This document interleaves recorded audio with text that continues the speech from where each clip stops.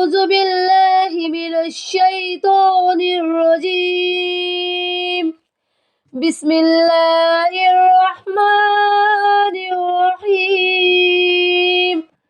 شروع کرتی ہوں اللہ کے نام سے جو بڑا مہربان نہایت رحم والا ہے. السلام علیکم ورحمۃ اللہ وبرکاتہ. لن تنالوا البر حتى تنفقوا مما تحبون وما تنفقوا من شيء فإن الله به عليم. تم خیر کامل کو کبھی نہ حاصل کر سکو گے یہاں تک کہ اپنی پیاری چیز کو خرچ نہ کرو گے، اور جو کچھ بھی خرچ کرو گے اللہ تعالیٰ اس کو خوب جانتے ہیں. محبت کے مقام تک پہنچنے کے لیے اپنے مرغوبات کو قربان کرنا پڑتا ہے، اور سب سے زیادہ انسان کو جو محبوب ہے وہ پیسہ ہے. اس لیے پورے قرآن میں ذکر کیا گیا ہے بِأَمْوَالِكُمْ وَأَنفُسِكُمْ بِأَمْوَالِكُمْ وَأَنفُسِكُمْ کہ اللہ کو پاؤ اور اللہ کے دین کے لیے محنت کوشش کرو. اپنے مال اپنے جان، مال کا ذکر پہلے اور جان کا ذکر بعد میں ہے. حالانکہ جان قیمتی ہے مال سے، لیکن مال کو مقدم اس لیے کیا ہے کہ لوگ مال پر اپنی جان قربان کر دیتے ہیں تو جب آدمی مال قربان کرتا ہے تو پھر جہاں مال لگتا ہے تو پھر دل بھی وہاں لگتا ہے.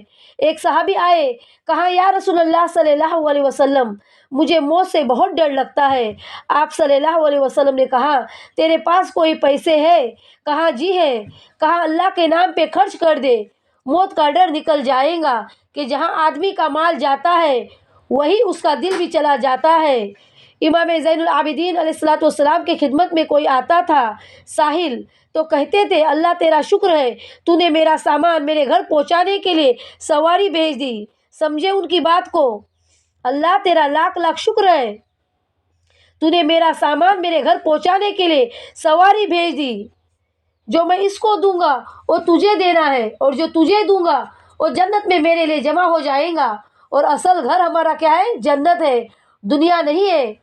تو کیا کہتے تھے؟ اللہ تیرا شکر ہے کہ اللہ تو نے میرے گھر کا سامان پہنچانے کا سامان پیدا کر دیا. کیا کہتے تھے؟ میرے گھر کا سامان پہنچانے کا سامان پیدا کر دیا. تو پیارے اسلامی بھائی اور بہنوں، امام زین العابدین کیا کہتے تھے اس پہ غور کرو کہ تو نے میرا سامان میرے گھر پہنچانے کے لیے سواری بھیج دی. یعنی سمجھے ان کی بات کو کہ میں جو اس کو دوں گا یعنی ساحل کو، جو میں اس کو دوں گا یعنی ساحل کو دوں گا وہ تجھے دینا ہے، اور جو تجھے دوں گا وہ جنت میں میرے لیے جمع ہو جائے گا. تو بہتر ہے کہ تم اپنی جنت بناؤ، ساحل کو مت جھڑکو.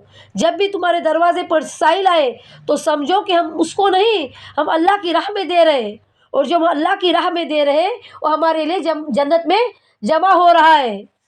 تو قرآن پاک میں کیا ذکر کیا گیا ہے؟ فَأَمَّا الْيَتِيمَ فَلَا تَقْهَرْ وَأَمَّا السَّائِلَ فَلَا تَنْهَرْ. اور اللہ تعالیٰ نے آپ کو نادار پایا سو مالدار بنا دیا، تو آپ اس کے شکریہ میں یتیم پر سختی نہ کیجیے اور ساحل کو مت جھڑکیے. تو پیارے اسلامی بھائی اور بہنوں، اللہ سے دعا کرو، اللہ سے مانگو. کیا مانگو؟ سخاوت مانگو. پیارے اسلامی بھائی اور بہنوں، اللہ سے سخاوت مانگو، بخیل مت بنو، کیونکہ بخیل اللہ کو پسند نہیں ہے. نہ بخیل بنو نہ شکیل بنو. بخیل ہوتا ہے جو کنجوس ہوتا ہے، اور شکیل جو ہوتا ہے وہ نہ خود پر خرچ کرتا ہے اور نہ ہی دوسروں پر خرچ کرتا ہے، اسے شکیل کہا جاتا ہے. اور بخیل جو کنجوس ہوتا ہے. اور سخاوت کرنے والا سخی کون ہوتا ہے؟ جو سخاوت کرتا ہے، خیرات کرتا ہے، یتیموں پر خرچ کرتا ہے، ساحل کو جھڑکتا نہیں ہے، وہ سخی ہوتا ہے. تو اللہ سے کیا مانگو؟ سخاوت مانگو. موسیٰ علیہ السلام نے اللہ سے کہا اے اللہ تیرے ناراض ہونے کی نشانی کیا ہے؟ اللہ سے کیا کہا کہ اے اللہ تیرے ناراض ہونے کی نشانی کیا ہے؟ تو اللہ تعالیٰ نے فرمایا کہ موسیٰ جب تو دیکھے بارش بے موسم ہے، جب تو دیکھے بارش بے موسم ہے، پیسہ بخیلوں کے پاس ہے اور حکومت نادانوں کے پاس ہے، تو سمجھ جا میں ناراض ہو چکا ہوں. تو پیارے اسلامی بھائی اور بہنوں، بخیل مت بنو اور اللہ کو ناراض مت کرو، سخی بنو. اللہ سے سخاوت مانگو، سخی بنو. بخیل بھی مت بنو اور شکیل بھی مت بنو. شکیل جو ہوتا ہے وہ خود پر بھی خرچ نہیں کرتا ہے، دوسروں پہ بھی نہیں خرچ کرتا ہے اور خود پر بھی خرچ نہیں کرتا ہے. جو مال آتا ہے اس کو گنتا رہتا ہے اور خوش ہوتا رہتا ہے. تو پیارے اسلامی بھائی اور بہنوں، رمضان کا مہینہ آ رہا ہے. ہم پر جتنی بھی زکوٰۃ نکلتی ہے، جتنی بھی بنتی ہے، وہ مکمل زکوٰۃ ادا کرو، خیرات کرو، صدقہ کرو اور سخی بنو، اللہ سے سخاوت مانگو، اللہ سے سخاوت مانگو، بخیل مت بنو میرے پیارے اسلامی بھائی اور بہنوں، بخیل مت بنو۔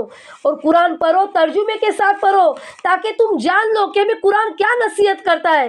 وَمَا هُوَ إِلَّا ذِكْرٌ لِّلْعَالَمِينَ، وَمَا هُوَ إِلَّا ذِكْرٌ لِّلْعَالَمِينَ، ایک قرآن جس کے ساتھ تم تکلم فرماتے ہیں، تمام جہاں کے واسطے نصیحت ہے، تو نصیحت لینے کے لیے ہمیں قرآن ترجمے کے ساتھ پڑھنا چاہیے۔ تو پیارے اسلامی بھائی اور بہنوں، مجھے امید ہے کہ تم جب بھی قرآن کی تلاوت کرو گے اور ترجمے کے ساتھ کرو گے تاکہ تم جان لو کہ قرآن ہمیں کیا نصیحت کرتا ہے۔ اور اسلامی بھائی اور بہنوں، تم سخی بنو، بخیل مت بنو۔ میں آپ سے ریکویسٹ کرتی ہوں کہ تم سخی بنو، اللہ سے سخاوت مانگو، بخیل مت بنو۔ اپنے اللہ کو اگر راضی کرنا ہے تو سخی بنو، بخیل مت بنو۔ میرے اس بیان میں اگر کچھ بھی غلطی کوتاہی ہو تو برائے مہربانی مجھے معاف کرنا۔ اللہ تعالیٰ کہنے سنے سے زیادہ عمل کرنے کی ہمیں اور تمام امت محمدیہ کو توفیق عطا فرمائے، اور تمام امت محمدیہ کو دین علم حاصل کرنے کی سعادت نصیب فرمائے۔ السلام علیکم۔